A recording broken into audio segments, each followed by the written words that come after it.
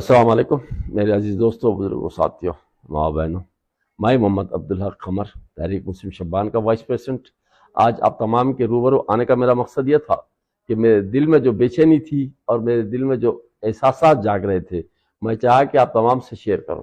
سب سے اہم چیز تو یہ ہے کہ گزشتہ 9.5 سال سے BRS کی گورنمنٹ تھی اور ہمارا تلنگانہ میں 14.5% کے حساب سے ہمارا یعنی کہ پرسنٹیج ہے پاپولیشن کے اعتبار سے، اور ہمارے پاس مسلمانوں کا موقف سیاست میں نہیں کے برابر ہے۔ اور اس کی بنیادی وجہ یہ ہے کہ جس طریقے سے فلسطین اور اسرائیل کا ماحول ہے، اسی طریقے سے ہمارے مسلمانوں میں ویسا ماحول بنا ہوا ہے۔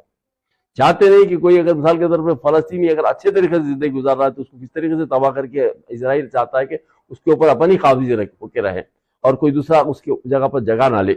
اسی طریقے سے ہمارے پاس سیاسی جو جنگ بندی کا ماحول چل رہا ہے۔ آج افسوس ہوتا ہے کہ میں نے محسوس کیا کہ جہاں پر کاماریڈی میں شبیر علی لڑنے والے تھے، وہاں پر ایک منصوبے کے تحت KCR کو وہاں کھڑا کیا گیا تاکہ شبیر علی وہاں سے ہارے، اور وہاں سے شبیر علی ہارنے سے ایک مسلمان کی یعنی کہ ہار سامنے والے کے لیے فائدہ مند ثابت ہو۔ ایک چیز۔ دوسری چیز، جو فیروز خان ہے جو گزشتہ 3 مرتبہ سے وہ مسلسل الیکشن لڑتے ہوئے ایک معمولی مارجن سے ہار رہے، اس کو ہرانے کے لیے اس کو کس طریقے سے ہرایا جا سکتا ہے اس کی کوشش کرتے ہوئے اس کے مقابلے میں بھی اسی طریقے سے یعنی کہ یہ کیا گیا کہ مسلمان کینڈیڈیٹ کو کس طریقے سے ہرا سکتے۔ 2 ہو گئے۔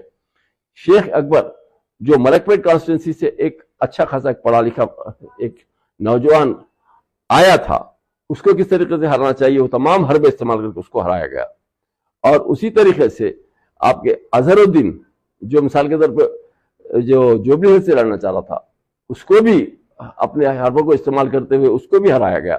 تو اس کا مطلب یہ ہوا کہ ہمارے 14.5% مسلمان ہونے کے باوجود ہمارا سیاسی اعتبار سے ہمارے مسلمانوں میں یہ شعور ہے کہ ہم ایک 5 مسلمان MLA الیکٹ ہو کے نہیں آ سکتے ہیں۔ شرم کی بات۔ ہم کو چاہیے ہوش کے ناخن لے۔ کب تک آپ اپنے آپ کو کیا بولتے ہیں، ان کے رحم و کرم کے اوپر آپ اپنے آپ کو کیا بولتے ہیں MLC بنا کے آپ منسٹری لیتے رہیں گے؟ بلکہ آپ سوچئے کہ آپ کا موقف کمزور کیوں ہے، آپ کیوں نہیں اپنے ایریوں میں کیا ہوتا ہے متحرک ہو کے اپنا مقام بناتے اور اپنے طرف سے جیت کے آتے؟ کب تک کہ مثال کے طور پہ دوسرے جنے آپ کے اوپر رحم کریں؟ آج افسوس ہوتا ہے کہ جتنے بھی کھڑے ہوئے تھے اس میں میں ایک بات ضرور کہوں گا کہ فیروز خان جو ہے ان کی زبان جو ہے کنٹرول میں نہیں رہتی، لیکن وہ کام کرنے کا یعنی کہ اس کے پاس صلاحیتیں ہیں۔ لیکن فیروز خان کا بھی کام ہے کہ ماحول کو دیکھتے ہوئے آگے پیچھے کا سمجھتے ہوئے اپنے آپ کو الیکشن میں پولیٹیشین جس طریقے سے تھا پولیٹیشین کے طریقے سے لڑے۔ آج موجودہ موقف ہے تلنگانہ میں آپ کو یہ بتاتا ہوں کہ حقیقت میں ایک بھی مسلمان جیت کے نہیں آیا۔ آج پورے تلنگانہ میں کانگریس سے جتوں کو بھی دیے تھے تمام کے تمام ہارے، یہاں تک کہ BRS سے جو تھا عامر شکیل وہ بھی ہارا۔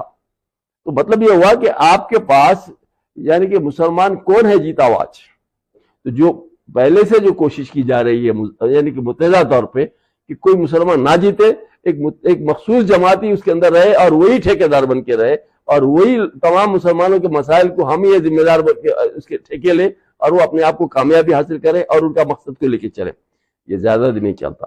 آج دیکھیے وقف کے زیادہ کھانے کا نتیجہ کیا ہوا، KCR کو مکھی کھانا پڑا، کیونکہ مسلمانوں کو یہ معلوم تھا کہ KCR صاحب نے حسین شاہ ولی کی درگاہ کی جو 1654 ایکڑ 32 گنٹے زمین کھایا، اس کا آج خمیازہ بھگتنا پڑ رہا ہے۔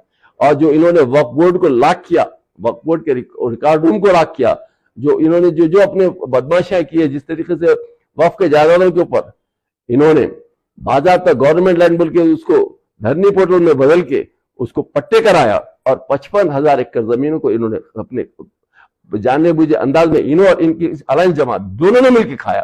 اس کے تمام ذمہ دار جو ہے یہی لوگ ہیں۔ آج ایک زوال پذیر ہوا، لیکن انشاءاللہ آج نکل دوسرے کو بھی زوال پذیر ہونا پڑے گا، کیونکہ وقف کے جائیداد جو ہے وہ کسی کے باپ کے نہیں، اللہ کے جائیداد ہیں۔ اللہ اس کے ساتھ انصاف کرنے والا ہے اور وقت آئے گا تو معلوم ہوگا کہ کون کیا ہے اور کون کیا ہے۔ برے کا انجام کبھی اچھا نہیں ہوا۔ جب کسی کے ساتھ آپ نقصان پہنچانے کی کوشش کرتے ہیں تو آپ کا خود نقصان ہوتا ہے۔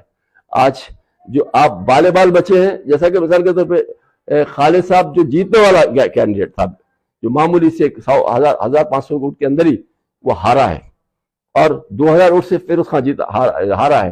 اگر مثال کے طور پہ آپ کی بےمانی کے ووٹ اگر حاصل نہیں ہوتے اگر مثال کے طور پہ جو سامنے والی جماعتیں جو अपने तरफ से बोगसिंग नहीं कराए होते तो ये लोग जीत के आते।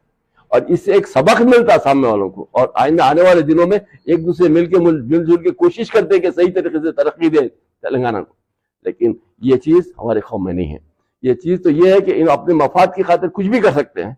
ये तमाम चीजों से एहतियात करें और एक सबक लें। आज का जो तेलंगाना में जो मौजूदा हालात है, ये आपके और हमारे लिए होश के नाखून लेने का है, और ये सबक लेना है कि मुसलमानों का सियासी मौक़िफ़ क्या है। जीरो है, जीरो। आज इस तरीके से अगर आप आज भी अगर सोते रहेंगे तो कल आपका देखने वाला कोई नहीं रहेगा। इस तमाम चीजों को सामने रखते हुए होश में आए, और आइंदा आने वाले दिनों में सिर्फ एक ठेकेदारों को मत रखें, बल्कि आप अपनी कौम को, अपने आप को जगाए, और मुतहरिक होते हुए अपने नौजवानों को सियासत में लाए और उनको एमएलए बना के बताएं कि हम क्या हैं।